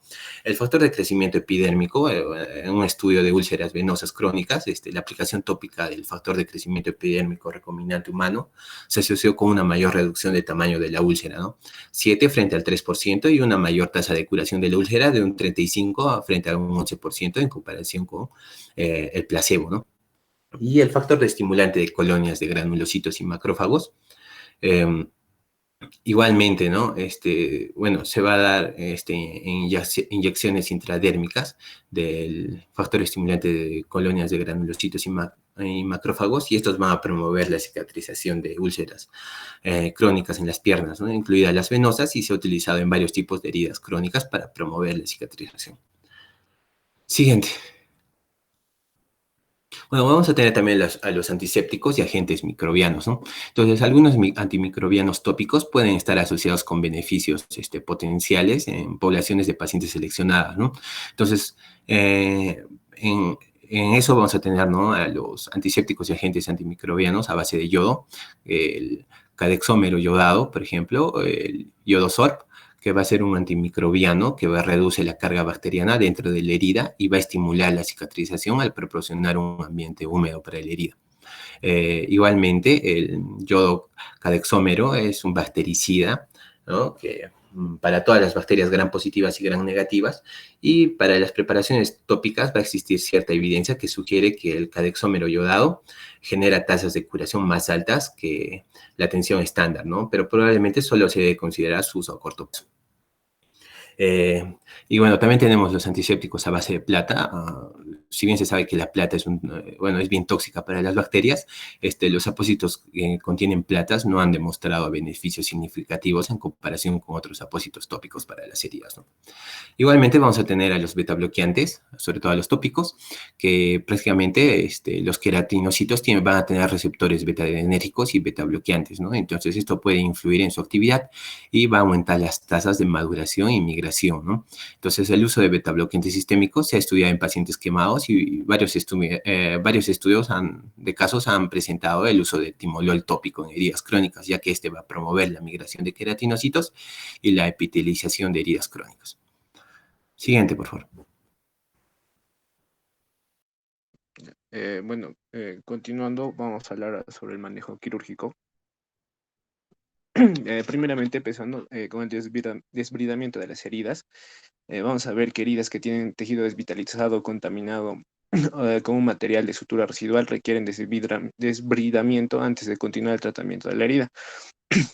Las heridas traumáticas agudas pueden tener bordes desvitalizados irregulares o material extraño dentro de la herida, y las heridas quirúrgicas que se han deicido pueden tener un exudado infectado, una contaminación a nivel de peritoneal, sería intestinal o muscular, o de una fase necrótica, y esto va a impedir que el tejido pueda curarse. En cuanto a las heridas crónicas, las características o los factores por los cuales van a impedir una adecuada cicatrización va a ser por un acúmulo de tejido desvitalizado, una disminución de la angiogénesis, tejido hiperqueratóxico, exudado y formación de biopelículas, es decir, que se está infectando. Y bueno, estas van a requerir desbridamiento para su manejo o para una cicatrización óptima. Y bueno, siempre y cuando, y como hablaron anteriormente, la preparación del lecho de la herida va a ser importante porque va a facilitar la restauración ordenada y regeneración del tejido dañado, y puede mejorar la función de productos para el cuidado de heridas y sustitutos biológicos avanzados de tejido. En cuanto al procedimiento, el desbridamiento, se tiene que hacer una irrigación porque esto va a ser importante para disminuir sobre todo la carga bacteriana y eliminar el material que está suelto. Esta irrigación puede ser a baja presión y se puede usar en cualquier entorno, usando una jeringa o un bulbo. y una irrigación a alta presión que se usa sobre todo en un entorno quirúrgico con un dispositivo. Y bueno, esta irrigación a baja presión va a ser adecuada sobre todo para eliminar material de la superficie en la mayoría de las heridas. Para heridas muy contaminadas se debe elegir la reducción de la carga bacteriana a costa del riesgo de daño de tejido adyacente si se usa a presiones de irrigación más altas. Y generalmente para la irrigación se usa lo que es la solución salina tibia isotónica. Y bueno, la adición de yodo diluido u otras soluciones antisépticas como puede ser clorexidina, peróxido de hidrógeno, hipoclorito de sodio, generalmente no van a ser necesarias porque no se ha visto que hubo cambios. En dichos aditivos también tienen una acción mínima contra las bacterias y algunos también pueden ser perjudiciales para la cicatrización de las heridas. Eh, Ya también en cuanto al procedimiento quirúrgico, se va a utilizar bisturí o otros instrumentos para eliminar el tejido desvitalizado y desechos acumulados, como puede ser vía películas. La incisión de heridas crónicas disminuirá la carga bacteriana y va a estimular la contracción y la epitelización de la herida. Y la opción más adecuada, esta es la opción más adecuada para eliminar grandes áreas de tejido necrótico y está indicado siempre que existe una evidencia de infección, como puede ser una celulitis o sepsis. También está indicado para el tratamiento de heridas crónicas que no cicatrizan con el fin de eliminar el tejido infectado y manipular los bordes de la herida socavados u obtener un corte profundo para el cultivo de patología. También se puede hacer un desbridamiento quirúrgico en serie y bueno, este va a ser apropiado porque en casos de que sea necesario parece estar asociado a una mayor probabilidad de la curación. Y bueno, en una infección activa se debe acompañar con terapia antimicrobiana dirigida y determinada por cultivo de herida para disminuir el desarrollo de la resistencia bacteriana. Y en presencia de isquemia crítica crónica de las extremidades, el desbridamiento quirúrgico debe ir acompañado con una revascularización para que tenga éxito. En cuanto a la reparación de las laceraciones cutáneas con suturas, primeramente se tiene que evaluar y se debe preparar la herida y también, si es que es necesario, una profilaxis antitetánica. Las indicaciones para las suturas es cuando la profundidad de la herida podría originar una cicatrización excesiva o estos bordes de las heridas y estos bordes de las heridas no están bien colocados. En cuanto si es una laceración limpia y no infectada, en cualquier parte del cuerpo, el cierre principal puede ser hasta las 18 horas después de la lesión, sin aumento significativo de la infección de la herida. Y en cuanto a las heridas faciales, por tener menor riesgo de infección o cicatrización deficiente de la herida, el cierre principal puede ser incluso hasta las 24 horas después de la lesión. Y en pacientes, siguiendo con esto, sin signos de infección, por lo demás sano y herida de una fácil aproximación, los cierres faciales incluso pueden eh, alargarse hasta un cierre hasta las 48 a 72 horas. Y las contraindicaciones para esto pueden ser absolutas o relativas. Sobre todo las absolutas están eh, correlacionadas con el riesgo de la infección de la herida. Estos pueden ser una laceración a través de una piel que está todavía infectada, heridas punzantes muy profundas, laceraciones que han sido muy contaminadas con desechos extraños y no pueden eliminarse estos por completo mediante irrigación y desbridamiento al lado de la cama. Y bueno, pueden ser relativas como puede ser una mordedura de humano, perro o gato, excepto las heridas faciales y otras potencialmente cosméticas. Y bueno, las heridas distintas de las faciales que tienen más de 24 horas en pacientes con factores de riesgo de infección o cicatrización deficiente de la herida. Y laceraciones con pérdida significativa de tejido en las que la sutura provocará demasiada tensión a través de la línea de sutura. Bueno, vamos a tener que, antes de proceder con la técnica de suturas, también tenemos que controlar el dolor.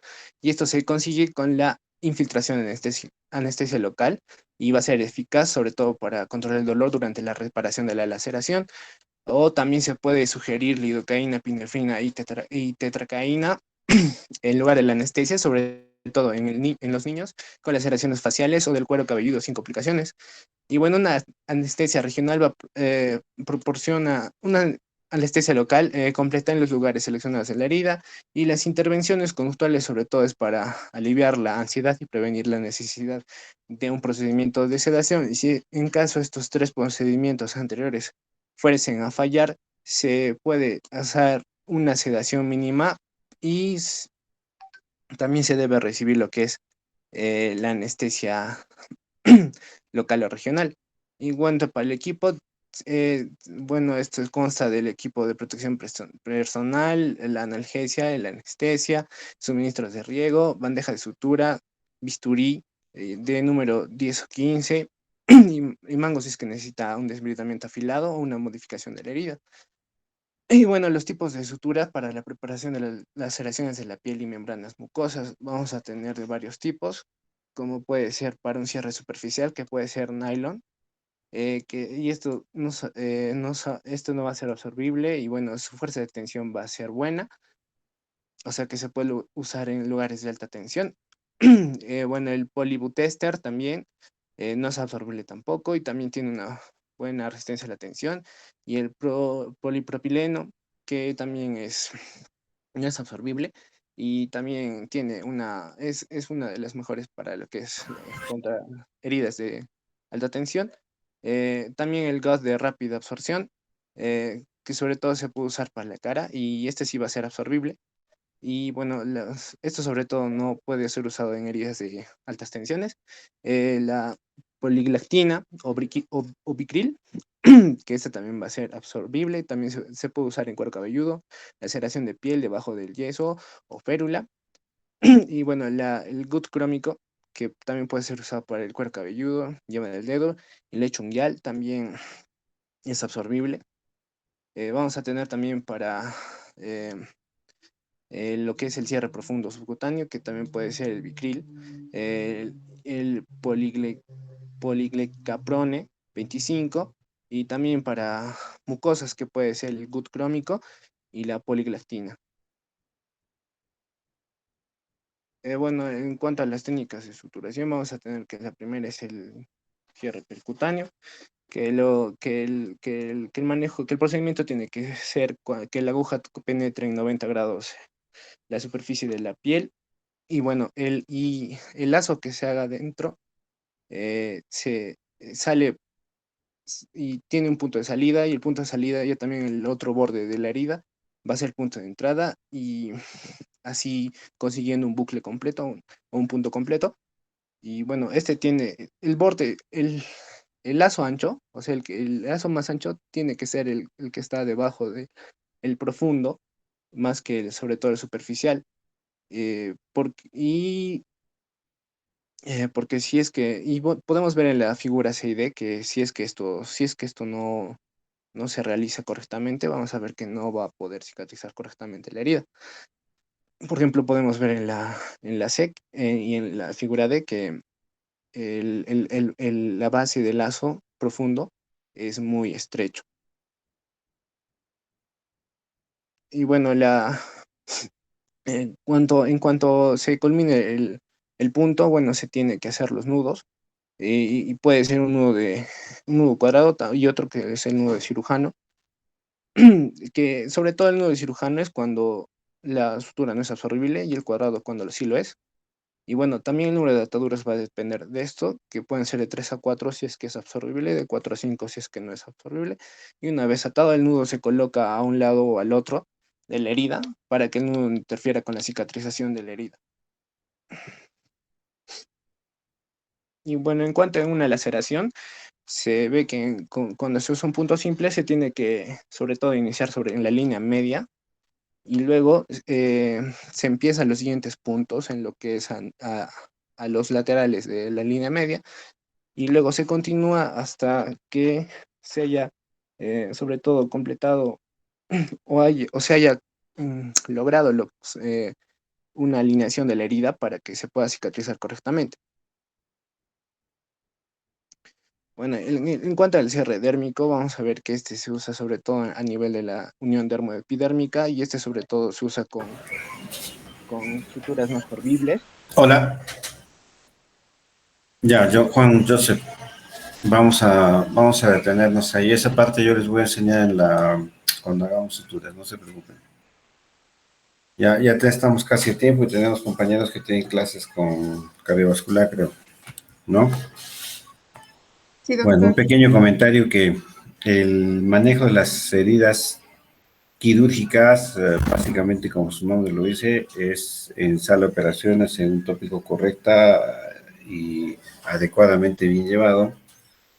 O también podemos tener la característica de poder hacer las suturas, ¿sí? Quirúrgicamente en cualquier ambiente, en una casa, en una mesa, en el patio, etcétera. Solamente necesitamos tener un poco de criterio y buen juicio para hacerlas, ¿no?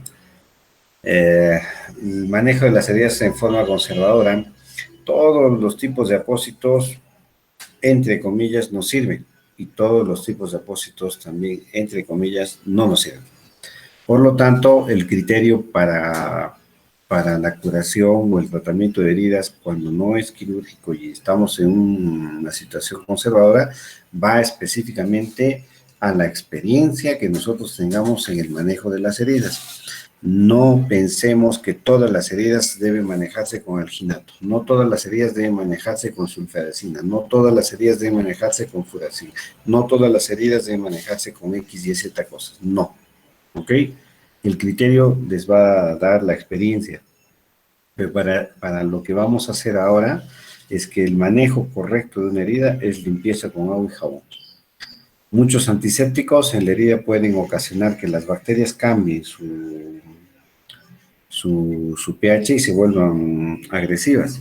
Por eso es que en parte de la exposición nuestros compañeros nos han hablado de la miel, y la miel evidentemente actúa como algunas situaciones, en todo lo que nos han dicho, actúa como desodorante, actúa como antiséptico, actúa como ayudador de granulación. Entonces, pero lo fundamental de la miel es que cambia el pH del ambiente donde está la herida y hace que algunas bacterias que son de un pH, por ejemplo, ácido, automáticamente se van ahí porque cambia el pH. Pero no se puede usar en forma permanente ni tampoco por mucho tiempo prolongado, porque puede ocasionar alteraciones y crea resistencia también. Ahora, el uso de la miel, podemos usar azúcar simple, azúcar rubia, azúcar impalpable, podemos usar miel, podemos usar chancaca, etcétera, lo que ustedes quieran que tenga dulce. ¿Sí? Se usa la miel porque la miel es más pura, es más limpia, etcétera, ¿no? La chancaca es algo ya manipulado, trabajado. El azúcar también es lo mismo, el azúcar impalpable igual. Ahora, en cuanto a la cobertura de las lesiones de las heridas, es necesario mantener algún tipo de humedad en las heridas. No debemos secarlas las heridas no deben sanar secas. Las heridas deben mantener algo de humedad, salvo que la herida esté cerrada al 100% y la podemos dejar seca. Pero si no, es de preferencia mantener siempre algo de humedad. Ya son las 5:02, entonces, muchachos, vamos a cortar. Me haces acordar, por favor, a Mariluz, que la siguiente clase vamos a hacer un pequeño comentario sobre esto, ¿ya? Y vamos a terminar. Ok, ya saben, muchachos, ha sido un placer verlos. El que se queda conmigo hasta las 7 de la noche. 1, Doctor, 2,